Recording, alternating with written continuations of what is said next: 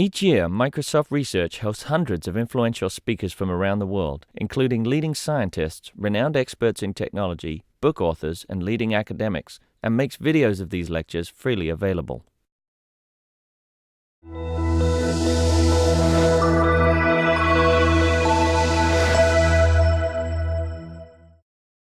Thank you so much for coming.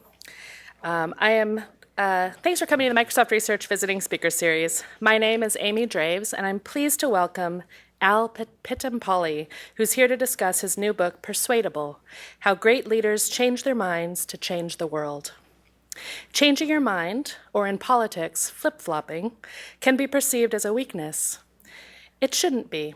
In a world that's changing faster than ever, having a genuine willingness to seek new perspectives and be open to changing your mind is the ultimate competitive advantage. Al is an author and business consultant. His first book, Read This Before Our Next Meeting, is a bestseller. He founded the Modern Meeting Company to help organizations transform meetings, make decisions, and coordinate complex teams. He speaks and blogs on making revolutionary change happen. Please join me in giving him a very warm welcome.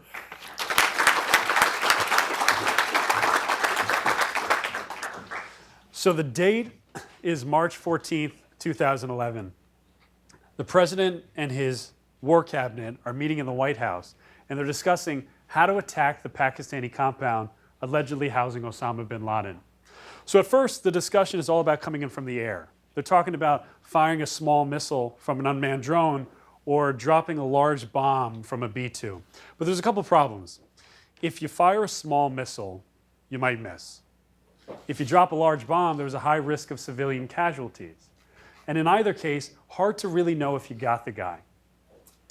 That's when the administration and the president began for the first time to discuss the possibility of a special operations raid, a ground raid. And in many ways, this was the riskiest strategy of all. Because what if the raid team, while helicoptering into the Pakistani compound, the airspace, was detected? What if the Pakistani military, which was stationed dangerously close to the compound, engaged the raid team in a firefight? What if troops were injured or killed? These were frightening questions that required answers. So in order to answer those questions, the president consulted the man who would ultimately be tapped to lead the mission, a man by the name of Admiral William McRaven. So Admiral William McRaven is actually one of the most successful military commanders probably in history. He's the leader of JSOC, Joint Special Operations Command, and he's responsible for the capture of Saddam Hussein, the rescue of Captain Phillips from Somali pirates, along with many classified accomplishments still unreleased. And the guy certainly looks the part. You can probably see right here. He's 6'1". He's got this impeccable posture. He's got this domineering presence. He's a 4-star general. And he's the kind of guy that you want to put your faith in, right? He looks that way, especially in such a daring mission. But there was one thing about the guy that the administration didn't expect, something that was atypical of military brass. McRaven was humble. He was modest, open to suggestion, and unusually willing to change his mind. So from the very beginning, he admitted he didn't have all the answers. In fact, the first time he presented his plan to the president, he said, "Mr. President, we haven't thoroughly tested this out yet. And we don't know if we can do it, but when we do, we'll tell you straight up." And still, even after he tested the plan, he was unusually cautious and reminded everyone of his fallibility. Over the course of many meetings, McRaven, the president and his administration actually started grilling McRaven, challenging his plans, second-guessing his thinking. But McRaven didn't seem to mind. He approached the scrutiny without ego. And in fact, in response to a really good question, he would say, "You know what? I haven't thought about that, but I need to." And he wasn't just paying lip service. He was making substantial changes to his plans in the face of criticism. For example, he had proposed having backup Chinook helicopters stationed on the Afghan-Pakistani border. This would make sure that the team wasn't infringing on Pakistani sovereignty. But the president disagreed. He said he wanted those helicopters closer to the compound in case the SEAL teams need to get the hell out of there. McRaven was persuaded. So the helicopters would be flown deep into Pakistan, near the compound, ready to move. On April 29th, 2011, after a careful deliberation process with his team, President Obama officially ordered the SEAL Team 6 raid overseen by Admiral William McRaven. Why? Afterwards, years later, people would ask him, why did you choose that? And he would say, it's because of McRaven. The guy just never seems surprised by anything. Remember that, because that's exactly what happened. During the raid, one of the Black Hawk helicopters went down. The White House, which is watching via secure link, started to panic. They were blindsided. One of the people on the call, one of the administration, felt like he might throw up, is what he said. But not McRaven. McRaven was calm, he was expressionless, and he simply said, we had a contingency plan, we executed that contingency plan, and we continued on with the mission. And that's what they did. They continued on with the mission and completed one of the most successful military operations in United States history. Ladies and gentlemen, my name is Pittampalli. I'm the author of a book called Persuadable, and I'm here to talk to you about what I think is the most critical leadership skill for modern leaders, and that's what I call persuadability. Persuadability, or being persuadable, is the genuine willingness to change your mind in the face of evidence. It means rejecting absolute certainty. It means treating your beliefs as temporary and acknowledging the fact that no matter how confident you are about any particular opinion, you could be wrong. Now, you might say to yourself, well, that's great. I already know that open-mindedness is good, right? Of course, leaders should be open-minded. But we're not just talking about being open-minded, because open-mindedness is like a passive thing. We're talking about what Jonathan Barron, who's a professor of psychology at University of Pennsylvania, calls actively open-minded, which means not just waiting for information to come to you, it means actively going out to prove yourself wrong. And that'll be one of the themes of this presentation. But just the whole idea of talking about the genuine willingness to change your mind in the face of evidence as a leadership skill can seem a little bit strange, because in many ways, the leadership that we believe is strong in our culture is the opposite, right? I mean, just think about the language of successful leaders, right? When we talk about strong leaders, the best leaders, they stay the course. They prove others wrong. They stand firm in their convictions. They defy the odds, right? And what about leaders who do change their mind? We think of them as weak. We think of them as indecisive, especially in politics, right? We call them flip-floppers or pushovers. This is kind of the way I thought of leadership my entire life, right? I mean, anybody who watches the movies gets indoctrinated with this kind of cultural idea of what I call the 3 C's: confidence, conviction, and consistency. Just think of any movie that you've watched in recent years, right? Like, look at Hunger Games, or Katniss Everdeen is resisting the attempts to be persuaded by the Capitol. Or you got Concussion, where you got Dr. Bennet Omalu, who's resisting the attempts of the NFL to pressure him and discard his research.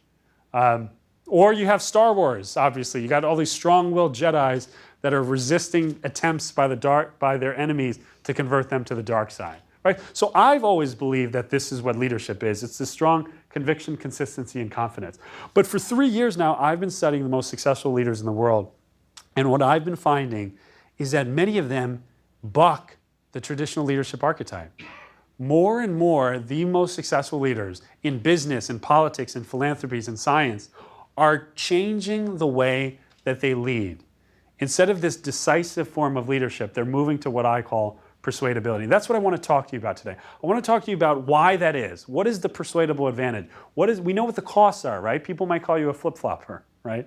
But what are the advantages? And then I want to talk to you a little bit about how to be persuadable, okay?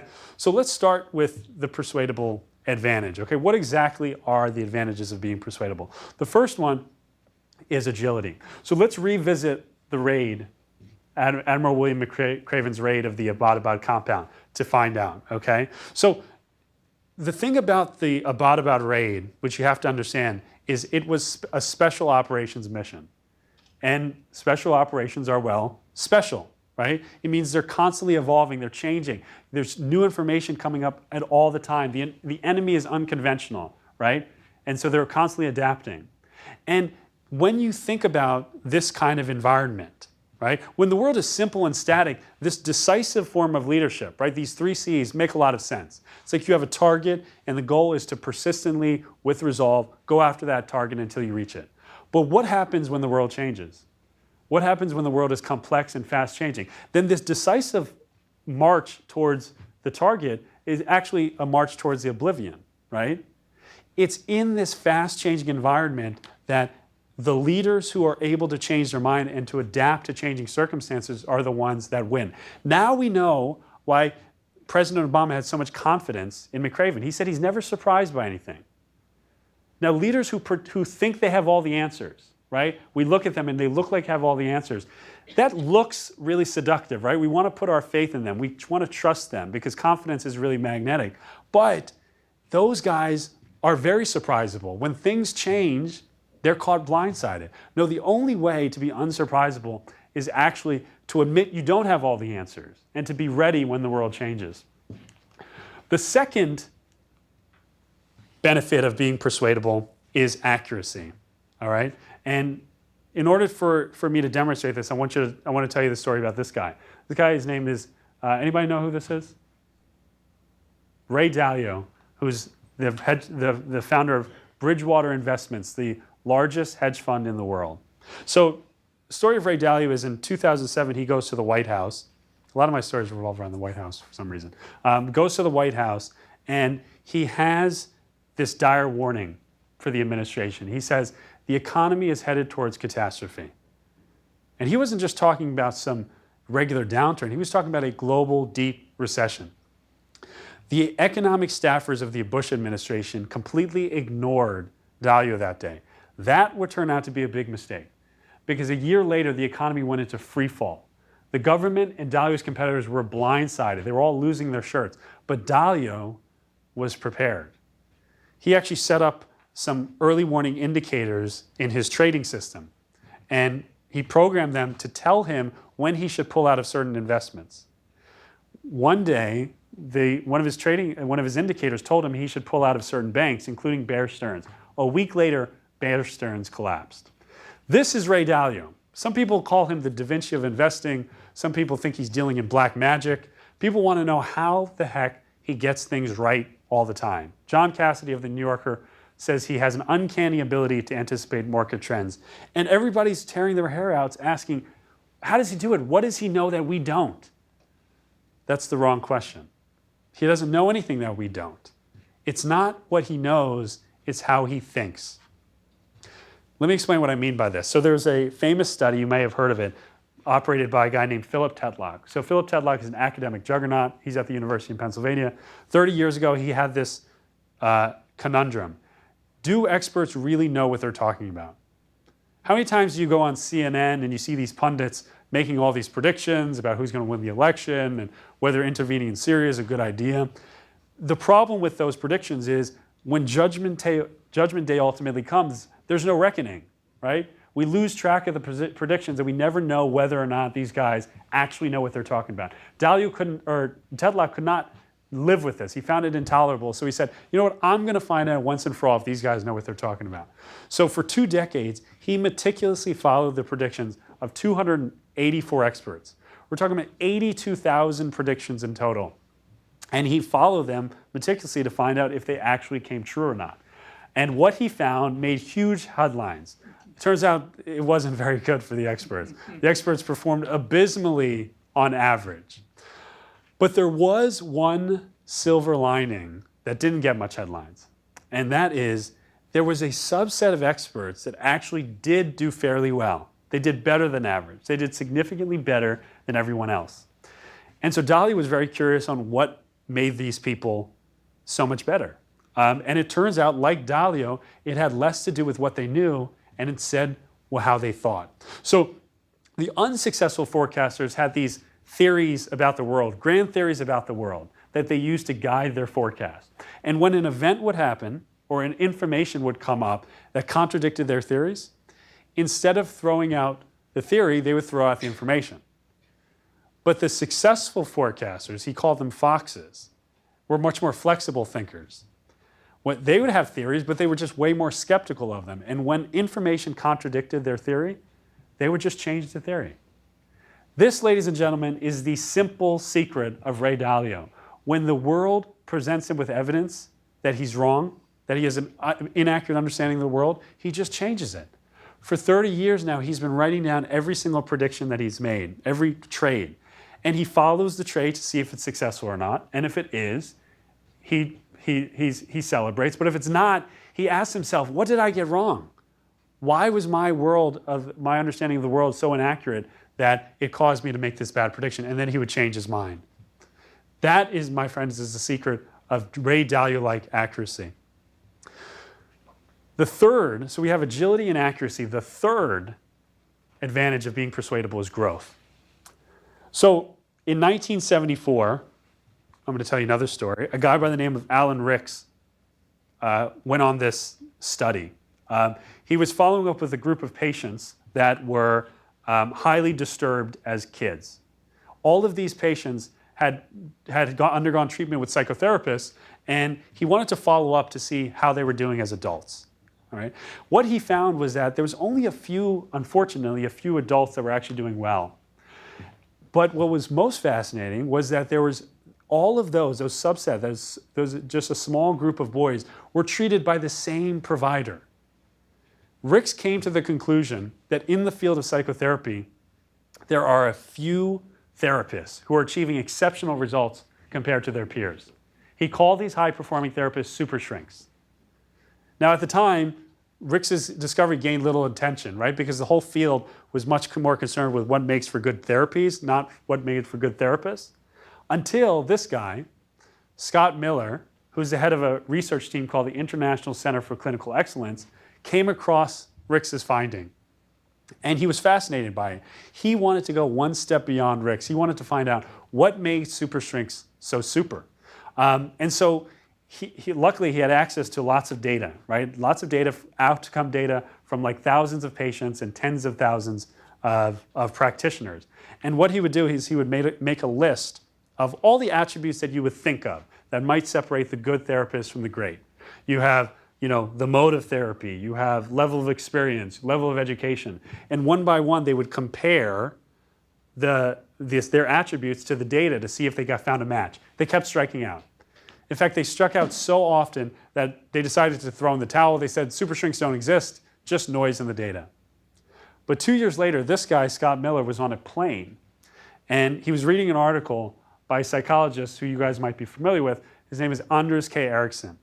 Anders K. Ericsson you might be familiar with because he's the one who's the father of the concept of deliberate practice. Anders K. Ericsson followed lots of experts, from chess players to violinists, lots of wide-ranging cognitively complex skills. And what he found was that the quantity of practice is important in determining whether or not these people became experts, but what is way more important is the quality of practice. They underwent a very specific type of practice, which is called deliberate practice. This is practice that paid close attention to feedback, right? So what these practitioners did, these deliberate practitioners, is they really paid close attention to their weaknesses, right? Because that was the only way they would know what they needed to improve. And so instead of just practicing over and over again, they would continue to practice differently each and every time. This was the eureka moment for Scott Miller. When he realized Anders K. Ericsson, his insight, he went back into the data and he looked at his super shrinks. And what he found was the same thing was true of super shrinks. The secret of super shrinks is that they pay very close attention to negative feedback. They are obsessively concerned with evaluating accurately their own performance. See, there's a thing that stands in the way of our growth, and everyone is experiencing this. It's called illusory superiority, right? This is, in lay terms, the better than average effect. We all want to believe that we're better than we actually are at everything, right? We want to believe we're more intelligent than we actually are, more honest, more attractive, better drivers than we actually are. And this is something that shows up in the research over and over and over again. And this is what gets in the way of our ability to engage in deliberate practice, right? Because in order to grow, we need to be able to see our weaknesses. But illusory superiority is this confounding thing that makes us not want to see our own weaknesses. But there is this fascinating insight from the research, which is that even though we're really bad at assessing our own weaknesses, it turns out we're really good at assessing other people's weaknesses. So for anybody who wants to become an expert, anyone who wants to become a master, there's this obvious conclusion. Allow other people to point out your weaknesses for you. And that was the secret of super shrinks. Super shrinks would constantly go to their patients and ask them for negative feedback, right? Patients are so used to getting the feedback, but this time they were actually asked, tell me feedback. They would ask, so how am I doing, right? How empathetic am I being? Did we talk about today what you wanted to talk about? All these questions gave them the feedback that they needed in order to improve at an accelerated rate. But they didn't just listen to the feedback, they were persuadable to it. They actually changed their mind. So now that we know the persuadable advantages, accuracy, agility, and growth, I want to talk about how to be persuadable, right? Because we all have this concept of how to be more persuasive, right? The way I position my book all the time is like, you go to the bookstore and there's a million books on how to be more persuasive, right? There's How to Win Friends and Influence People, Get Anyone to Do Anything. And my personal favorite is a book that's called How to Persuade People Who Don't Want to Be Persuaded. As a culture, I think we're obsessed with being persuasive. Persuasiveness books are like the new diet books, is kind of how I think about it. But if I'm right, and I hope I am, but I'm persuadable, that being persuadable is a competitive advantage in business and in life, then we need to take changing our mind very seriously, right? And that's what I found the most successful leaders do. They're not just, again, open-minded, saying, oh yeah, I'll be ready for information that changes my mind. No, they actively seek it out. And so what I want to talk about is a recipe for how to actually be this actively open-minded leader on anything when it comes to opinions, beliefs, and decisions. So there's a four-pronged, my book I outline the 7 practices of persuadable leaders. We don't have time for that, but there's 4 steps that will get you moving in the right direction here. So step 1 is recalling your moment of opacity. So here's what I want you to do right now. This is kind of the interactive portion here. I want you to think about something that you're really sure about, okay? Something in your life that right now you have absolute certainty in, right? I mean, it could be something like a decision you've made that you thought was a great idea. It could be the idea that your spouse really loves you, or it could be the idea that you know that your address is a certain address. Whatever it is, it doesn't matter. Think about that right now. It's got to be something that you have conviction in, something that you feel very strongly about, right? The feeling that you're experiencing right now is what Dr. Robert Burton calls the feeling of knowing, right? It's that strong sensation that we know that makes us know that whatever it is we're thinking right now is true. The problem with the feeling of knowing is it's completely unreliable. Sometimes it's right, sometimes it's wrong. It turns out that that feeling of knowing, we want to believe that it comes after rational evaluation, but that feeling actually arises out of mechanisms in the brain that are independent of reason.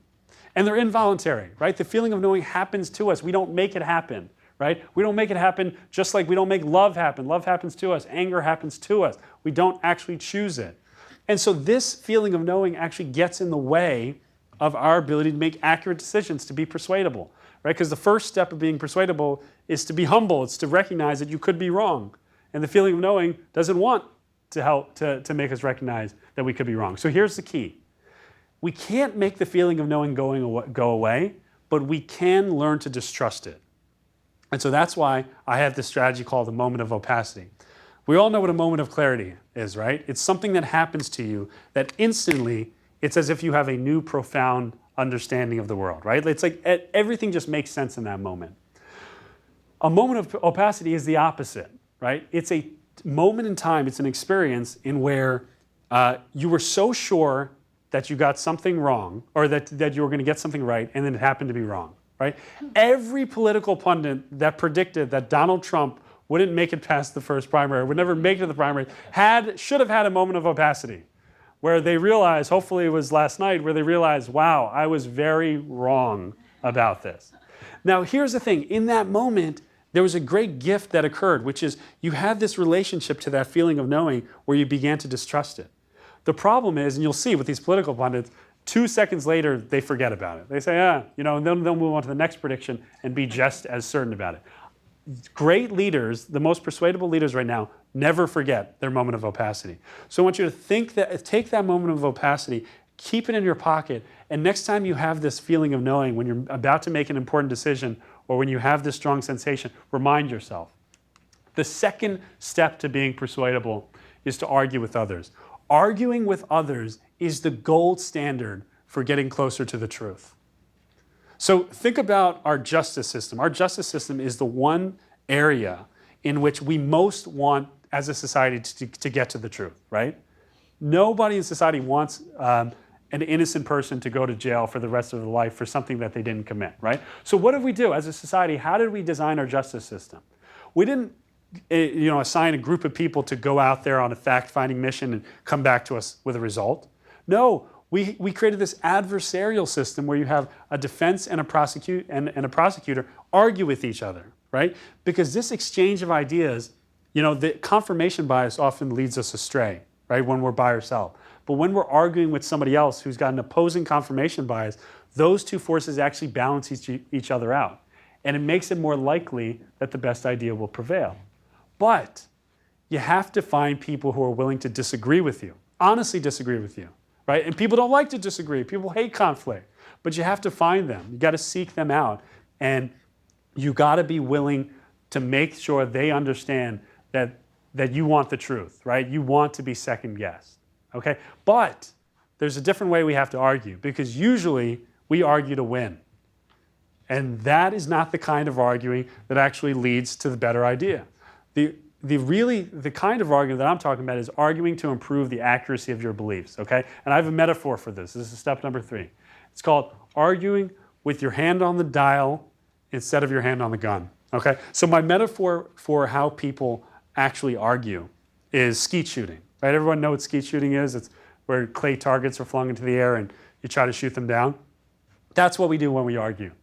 Think about the last argument you've been in, whether it's been with a spouse or with a colleague or with your uncle over some political issue.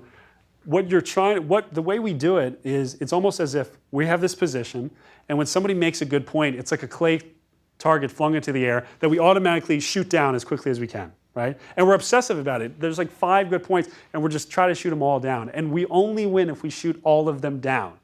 That's the goal that's our goal in arguing. And again, if you want to argue to win, maybe that's a good goal. But if you want to argue to improve the accuracy of your beliefs, to get closer to the truth, to be a persuadable leader, that's the exact opposite of how you want to argue. So I have a different metaphor for arguing. And that is, imagine, first of all, the reason why we argue like that, one of the reasons, is because we fall into the trap of dichotomous thinking, right? We want to believe in absolute certainty, right? Whether it's a decision, an opinion, you want to believe that you're 100% certain on something, right? And you can either be totally right or totally wrong. Either LeBron James is the best basketball player in the world or he's not. Either the decision to go into Iraq was either a terrible idea or it wasn't, right? The problem is, the logic goes, if you believe in black and white, right, and somebody makes a good point, unless your belief is totally defended, well, that means you must be wrong. So we need to let go of this black and white thinking and realize the world is in shades of gray, right? And we need to realize that we need to make decisions based on probability assessments, inherent uncertainties. So here's what you do, right? Next time you're in an argument, think about whatever position you're trying to defend, right? Think about your opinion, your belief. Maybe it's a certain feature of a product that you think is going to be great for users, right? I want you to think about a radio dial right in front of you. If you turn the dial all the way to the right, that means you have 100% confidence in your belief. If you turn the dial all the way to the left, that means you have 0 confidence in your belief. When you're arguing with somebody who's a thoughtful disagreeer, when you're arguing with them, don't worry about shooting their points down. Just worry about turning the dial. That's your focus. If they make a good point, then turn your dial a little bit to the left, meaning you're a little bit less confident. If you make a good point or evidence surfaces, bolstering your position, then turn your dial a little bit to the right. By the end of your argument, if your dial is to the left or to the right of where it once was, congratulations, you've just learned something. And finally, my final piece of advice, which I think is the boldest advice, is what I call kill your darlings. And it's not my expression. This comes from the writing community. Anybody hear about this expression before, kill your darlings? God, you guys must be writers. So in the writing community, there's this expression. See, the problem with writers is we're a very neurotic bunch. And so we fall in love with our ideas very quickly. So when you're writing something, you start to love every paragraph, every sentence, every chapter. And if your editor or somebody points out that, maybe this sentence isn't the best, maybe there's another one that could be better, you balk, right? You snarl at them because every single sentence feels like it's your baby, and almost it feels like to let go of your baby is to kind of abandon your own offspring. That's how it feels, right, to writers. And so there's always been this indispensable piece of wisdom that's given to writers, which is kill your darlings, right? Which means don't wait for your editor to drag your sentences from you, right, with tears running down your cheeks. Grab the knife and take matters into your own hands. Now, it's a really crass expression, I get it, but that's why it's so effective, because it acknowledges how painful this process is, how unholy, how twisted it can feel. And this isn't just good advice for writers. This is good advice for all leaders, right? Anybody who has opinions and beliefs, right? We need to go out of our way to kill our darlings. When you can turn your little knob all you want for the rest of your life, but at some point you're going to have to take a stand, right? Whether it's a political position, whether you want to stay with your boyfriend or the person you're dating, or whether it's a decision on whether to abandon a product or a feature, at some point you're going to have to take a stand. And instead of just waiting forever, dragging your heels, right, slowly evolving, which is what politicians always do, kill your darlings, take a stand. And the whole reason why I'm advising you to kill your darlings isn't just for you, it's for me, right? It's for all of us, because the argument that I make with this book is that being persuadable is an advantage, right? That was the theme of this talk. It's an advantage in accuracy, agility, and growth for the individual. But there's another advantage, and that's the collective advantage. Being persuadable makes it more likely that the best ideas in a society prevail, right? So think about it. We have this great marketplace of ideas. The marketplace of ideas is a brilliant, beautiful thing. And what it says is that if we're willing to engage with each other, if we're willing to exchange ideas, buy and sell ideas, then the best ideas are the ones that rise to the top, right? And that's a beautiful thing for solutions, for societal solutions, for ideas, for social movements, for progress. We want the best ideas to rise to the top. But we have a broken marketplace of ideas right now, in the business world, in the scientific world, but most importantly in the political and social world. It's as if everybody wants to sell their ideas. We have plenty of sellers, but we have very few buyers.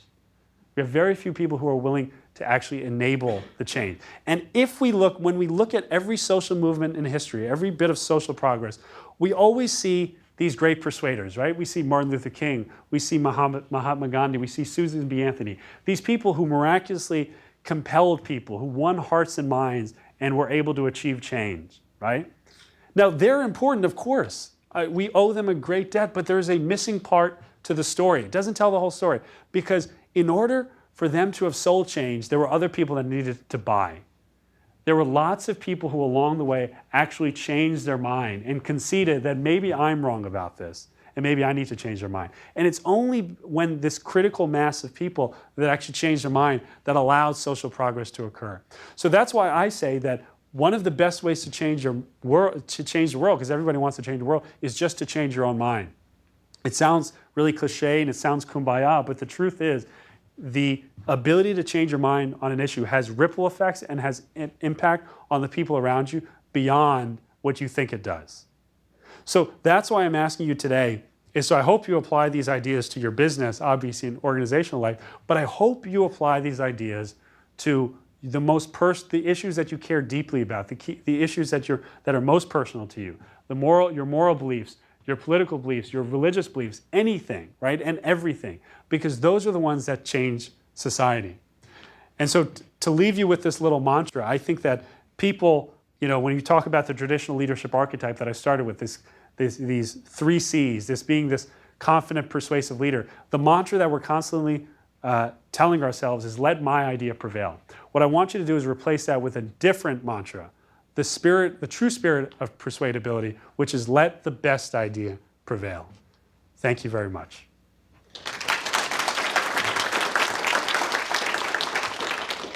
So this is my favorite time here of the event, which is where I get to answer questions. So at this moment, I'm happy to field any questions whatsoever about the presentation or anything related to the talk. Yes? So I was unclear, when you had us think about something we were certain about, and then you talked about the moment of opacity, you said go back to that, but we didn't really think about the opacity. We were thinking about the time when we thought we were sure about something. That's a really good question. So let's do that right now, okay? So I want you to think of a time where you felt like you were so right about something, and then it turned out you were wrong, okay? Maybe it was again, the fact that you thought your sports team was going to win the pennant, and then your baseball team, and then you found out that you were wrong. Or there was like a certain decision you made that you was so sure it was the right decision, and then later you found out it was wrong, right? Think about something like that. And hopefully that comes to mind pretty quickly, because we're wrong a lot.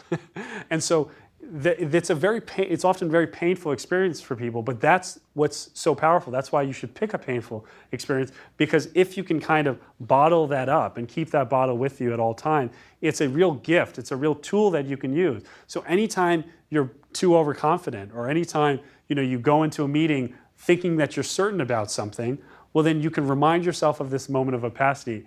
And basically the logic is you say, well, I'm sure that this is right now, but I was also sure I was right back then and I was wrong, so maybe I'm wrong now too. Does that make sense? Yes? But at the start you said about the leaders, so that you want them to be kind of certain, right? But you want them also to be changeable. So it sounds like there is this, you want to be certain in some high-level goal and be flexible in the means. Like this admiral, you gave an example, had the goal of, I guess, winning in this war, right? And the operation is the mean to it, and then details to operation are the means to the means. Yes, so that's a really good question. Repeat the question. Yeah, the question is, it seems like there's this recipe emerging to be flexible when it comes to the tactics or the strategy, but to be fairly certain about the vision or the goal. Is that?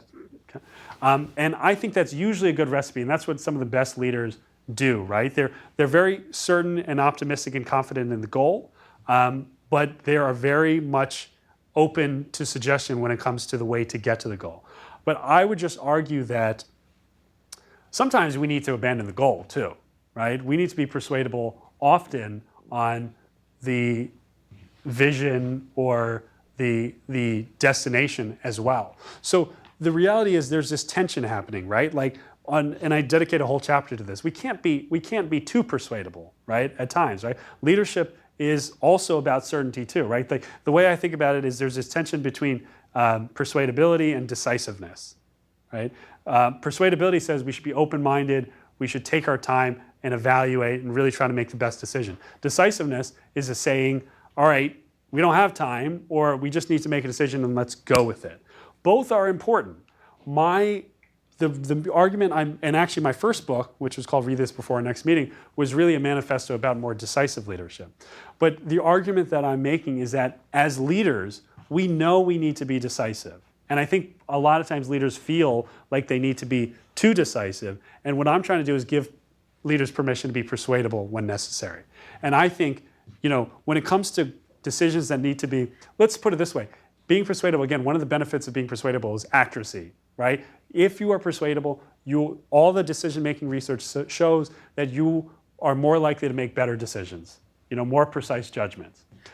If your car is headed off of a cliff and you got 3 passengers with you, right? You're going to be able to come up with a better decision or better plan by consulting everyone, but you don't have time to consult everyone, right? You just need to turn as quickly as possible. So sometimes a good enough decision is good enough, and therefore go ahead and be decisive. But other times, when the stakes are high, when there's more time to evaluate, you need to be persuadable. And the most important decisions, the most important issues, the most important topics that we deal with in organizational life, in your personal life, in your business life, it pays to be persuadable. So if I have to throw in my leadership mindset or throw in my money with one of those, I'm going to be a persuadable leader that's often decisive versus a decisive leader that is sometimes persuadable. Yes? Yeah, just sort of building off that. I like the balance you put in there, because the thing that I was thinking about is if you look at successful entrepreneurs or people changing companies, often a lot of it is also about overcoming maybe old paradigms, right? And so people are in a certain mindset. And so if you spend a lot of time kind of like having those discussions, those arguments, it might distract you. So what you see with a lot of entrepreneurs, they're actually sometimes even a little single-minded or obsessed, some people would say, about, you know, where we need to go. And so the tricky thing is sort of feels like it's balancing that, like trying to get to the right answer, but at the same time knowing you want to go somewhere else. So maybe that vision versus the path to get there is what. Yeah, I think you raise a good point, and to kind of hopefully rephrase your question, or to kind of reiterate it, there's this sense that if we continue to evaluate things forever, over and over again, we can never make any progress, right? We can never get anything done. If we're too persuadable all the time, like for example, in businesses that solve a problem, and they find a really good way to solve a problem, and then they're making money off of it, it's becoming successful, and people are constantly trying to change. Again, they're trying to innovate. They're trying to over-innovate constantly and constantly to try to find better ways to solve the problem. Sometimes that's a great idea. Other times that can lead you to kind of paralysis of analysis, right? This often happens in science, by the way, and there's this problem in science, which is people really love to use this expression, which is that the debate is settled, right? It's over. We know exactly what's going on. And the truth of the matter is, the debate is never settled, right? Maybe the probability that we've gotten something wrong is small, but there's always the probability. Now, for all intents and purposes, we have to say, listen, we've evaluated this to death. There's a consensus in the scientific community that we think this is the case. And so therefore, in order to make sure our resources are well spent, we're going to spend our time over here. That's fine. But at some point along the way, we lose sight of that, and we just think, we have this feeling of knowing. We basically just presume that something is true or that's a fact. You can never do that. Not in science and not in business, not if you're an entrepreneur or anything. So if you want to consider any issue settled, fine. But make sure you're consciously acknowledging that and not convincing yourself that you're 100% certain about something, because you'd be wrong. Use the word tension a lot, and I'm just kind of, there's the external tension of these are my ideas, and as an organization we're going to come together and I'm going to stand up and make a decision or not or whatever. But then there's that internal debate, and so where does like conviction and standing up for certain truths that you have fit into this? I think that, so the question was about conviction and when is it appropriate to kind of stand up for what you believe in? So I think the best kind of, Jeff Bezos has a great quote on this. I'm not sure if he was the origin of it, but it's not that we don't have a strong point of view, it's that we treat that point of view as temporary, right? So it's totally fine. Conviction is a strong word, and I hesitate to use it because I think when people have conviction, they essentially stop evaluating new information. They kind of treat it as truth. So that's a little bit too strong for me. But am I confident about things all the time? Sure. You know, I have very high confidence in certain things, right? Very high confidence that gravity exists, right? That's a real thing. And so I'm very happy to stand up here and actually be very kind of confident in that with you guys, right? Because that's the truth of things. And so what I think is really important is that we separate these two concepts, which is confidence and calibration. Everybody wants more confidence these days. You can see tons and tons of books about being confident. Confidence is neither good nor bad. It just represents certainty in any particular proposition, right? What you want is calibration, not confidence. You want to be properly calibrated. And one of the best investors, the best leaders, the best entrepreneurs in the world are calibrated, which means if there's a lot of evidence for something, that means you should have high confidence, right? You should be very confident about something.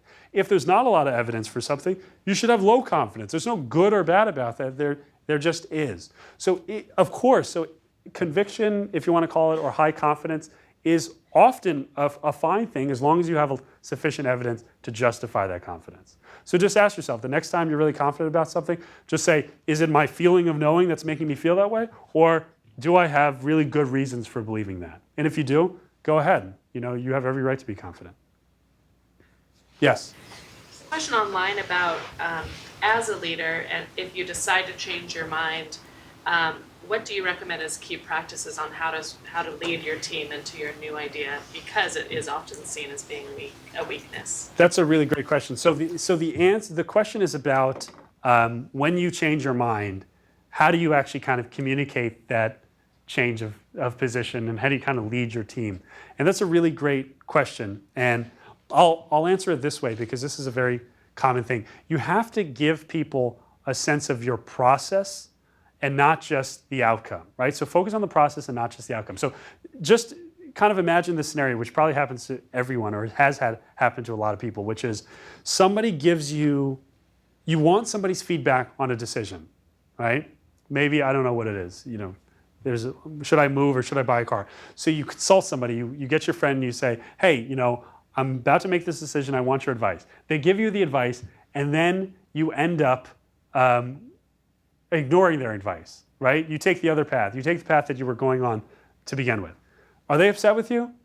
Yes, sometimes they are upset with you, right? It made them feel, because we've probably all been on the other end of that too, that you didn't listen to their advice, you didn't care about it. See, being persuadable is something that happens inside your head, right? So people don't know. You could have been persuadable to their advice and yet just not have been persuaded, right? Like they gave you advice and you said, that's interesting advice, but I'm going to go in this direction anyway. And the problem is we're not giving people a sense of our process, right? So imagine, now take this other scenario, which is before I go to somebody and I ask for their advice, let's say I'm making a decision to buy my car, I tell them my process, which is it can be as simple as this. Hey, Joe, I'm making a decision to buy my car and I want your advice. So first I want to ask your advice, and I'm getting, two other people's opinions, and then later I'm going to make the decision, right? That key word is I here, which means that they're not part of the decision-making process. They're part of the decision-making process, but they're not one of the deciders, right? So now when you give them a sense, oh, okay, I'm just contributing to this guy's decision. Now people know where they fit in their process. And there's actually an entire field which is called procedural justice, which basically says that the upshot is that people are way more interested in a fair process often than a fair outcome. So you can make a decision that they didn't like, but if they thought the process was fair, that you treated them with respect and that you went to them the right way, they'll actually be fine. They'll be much happier with the outcome. They might not love the outcome, but so when we talk about changing our mind, we always have to figure out, okay, how am I treating this person, and are they aware of my process? And if they are, it's more likely that they're going to be amenable to any change of mind or not changing your mind. Yes? So here at Microsoft, there's been this sort of cultural imperative around a growth mindset, which I think is inspired by Carol Dweck. And I'm wondering what you're arguing for persuadability, how that might relate or not relate to that area. Yeah, Carol Dweck's growth mindset is phenomenal, and people should read her book because I think it's very fascinating. And yeah, there's a lot of correlates between growth mindset and persuadability. I mean, when you talk about, I think Carol Dweck's mindset is basically, her book mindset is basically we should treat intelligence as not a fixed trait, but a very malleable trait, right? So what she found really famously was that if you take kids and you just analyze them, you say, okay, ask them questions like, so, what do you think about intelligence, right? Is it something you're born with, or is it something that you acquire over time? If the kid says, no, I kind of have this amount of intelligence and I'm kind of born with it and there's nothing I can do about it, versus another kid that says, no, I think intelligence is something that evolves and changes over time.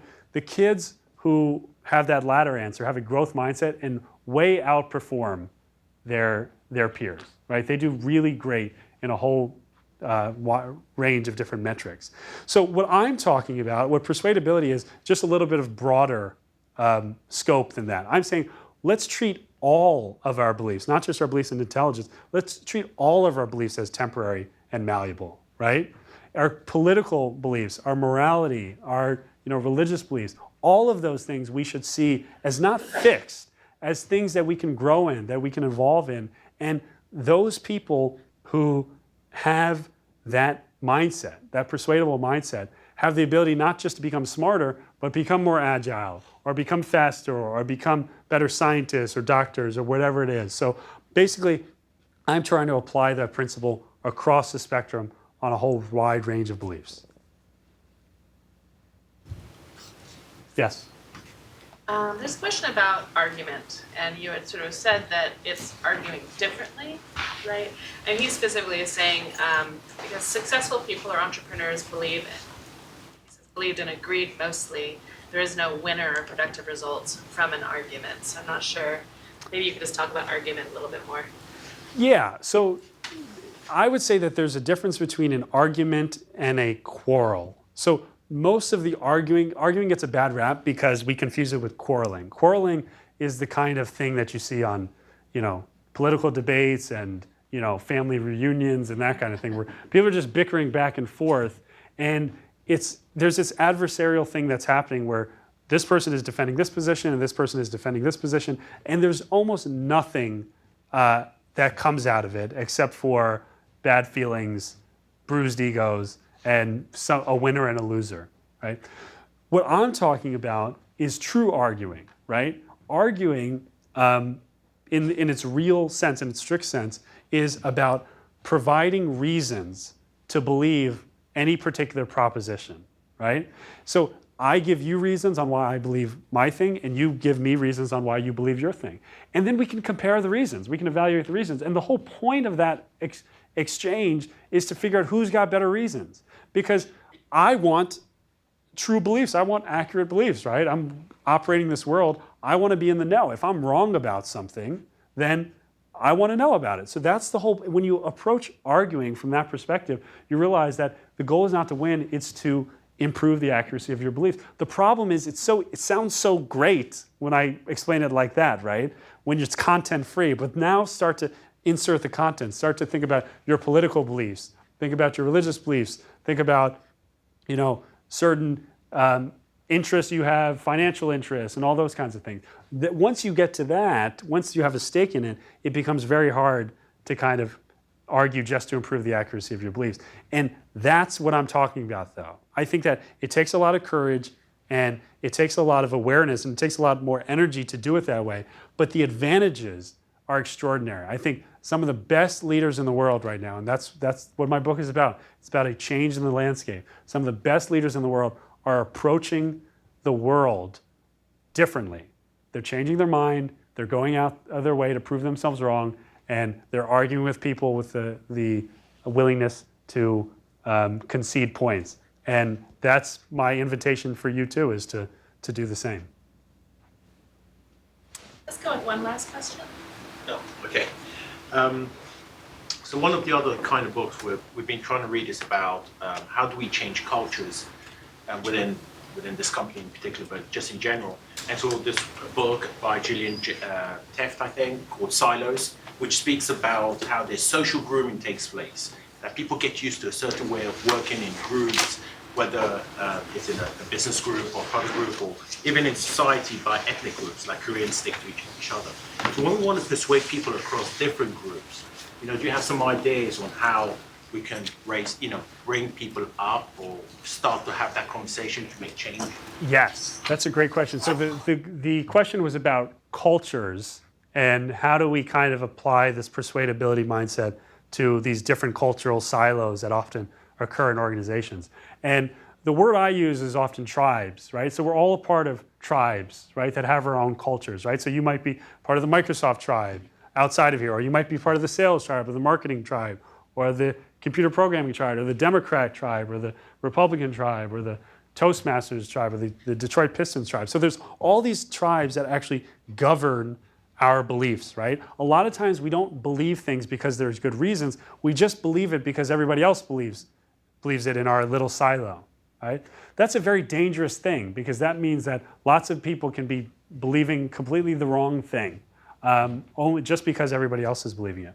So one of the things that happens, and this happens in the political world all the time, is that people are so focused on changing their own or changing another tribe, right? Another culture. They're saying, you're wrong. You guys over there are wrong, right? How effective is that? Does that ever work? Has there ever been a Democrat in the history of this country to stand up at the RNC convention and say, hey, you guys are wrong, and actually live to tell about it? No, it never happens. So that's why one of my chapters is called Take on Your Own Tribe, which means that instead of using the expression, you're wrong, a much more persuasive message is we're wrong. So that means actually looking to your own tribe. You have this great benefit in your own tribe, which is that if an outsider tells you guys, if somebody from a competitor tells you guys are wrong about something, you're gonna be like, forget you guys. Forget you. I don't want to, you're my enemy. But if one of you guys stands up and says, hey, we're wrong, people are gonna give you leniency, right? It's called a leniency contract in psychology. So you want to take advantage of that, right? You have power to change your own tribe, and with great power comes great responsibility. So when we talk about these cultural silos, whether it's within an organization or it's inter-organization, think very hard about anybody can talk about, something wrong being in another tribe. But what I want you to think very deeply about is, where are we wrong, right? If it's one silo in the organization, what's something that we can change? Because that's the opportunity that's available to persuadable leaders. That's how you're going to change culture and ultimately an organization and beyond that a society. Thank you so much. Thank you.